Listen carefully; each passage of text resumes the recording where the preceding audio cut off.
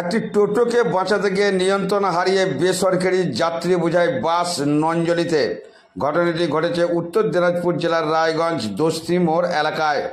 স্থানীয় সূত্রে জানা যায় 5 জন আহতকে উদ্ধার করে রায়গঞ্জ মেডিকেল কলেজ হাসপাতালে পাঠায়। ঘটনাস্থলে রয়েছেন রায়গঞ্জ থানার পুলিশ ও দমকল।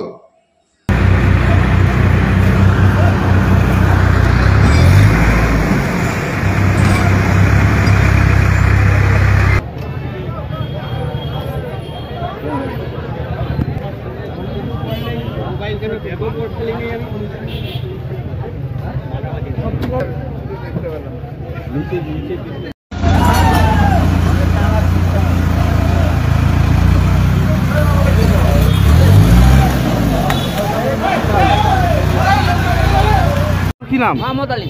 কি হয়েছিল? একটা টোটোকে বাঁচাতে গিয়ে সাইড করে ঢোকাই দিয়েছে। গাড়ি কি স্পিডে ছিল? গাড়ি খুব স্পিডে ছিল না। আচ্ছা, যেরকম আছে স্বাভাবিকই ছিল।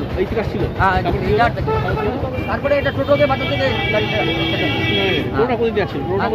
টোটোটা এদিক দিয়ে আসছিল। হ্যাঁ, গাড়িতে ফার্স্টে ছিলাম। আমি ইটার থেকে উঠেছি। রায়গঞ্জের এই তো এই একটু আগে। কত লোক ছিল এখানে? মোটামুটি 60-70 জন ছিল। সবাই বেঁচে গেছে? না, সবাই বেঁচে গেছে, সবাই কিন্তু খুন খাতা হয়েছে। আচ্ছা, কিন্তু আহত হয়েছে? আহত হয়েছে। সবাই বেরিয়ে গেছে? সবাই বেরিয়ে গেছে।